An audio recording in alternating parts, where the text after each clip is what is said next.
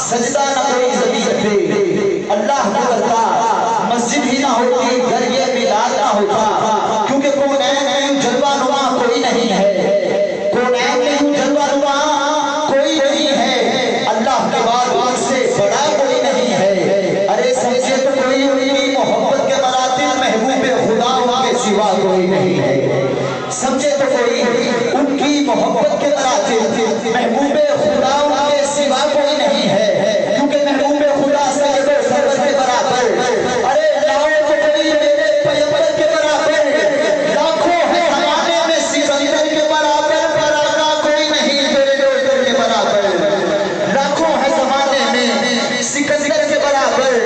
پر آقا کوئی نہیں میرے نوکر کے برابر۔ اور ناداؤں نے اپنا سا کہتے ہیں نیازی،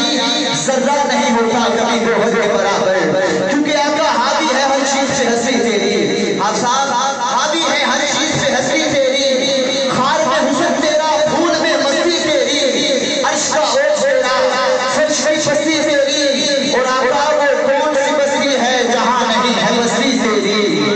آقا وہ کون سی بستی ہے جہاں نہیں ہے بستی تیری، کیونکہ کبھی شمس ضحیٰ بن کر، کبھی بدر الدجا بن کر، ضیاء بن کر، عطا بن کر، سخا بن کر، وہ ہر شے میں نظر آئے محمد مصطفیٰ بن کر، وہ ہر شے میں نظر آئے محمد مصطفیٰ بن کر، کیونکہ یہ وہ نام ہے جو کوئی کام بگڑنے نہیں دیتا، یہ وہ نام ہے جو کوئی کام بگڑنے نہیں دیتا بلکہ بگڑے بھی بنا دیتا ہے، بس نام محمد۔ میرے استاد محترم الحاج قاری محمد یونس قاضی صاحب اپنی کتاب میں شرح نقابت کے اندر تحریر کرتے ہیں کہ جب سرکار کا نام آئے، سرکار کا نام لکھا جائے، پڑھا جائے، تو ادب کا تقاضا کیا ہونا چاہیے،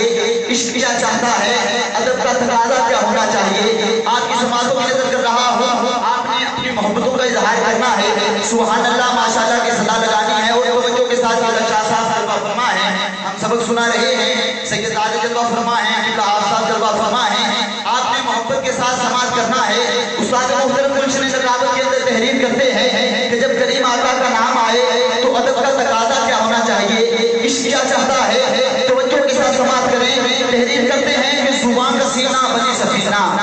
زبان کا سینہ بنے سفینہ، ذرا طبیعت رواں رواں ہو، ہوا میں خوشبو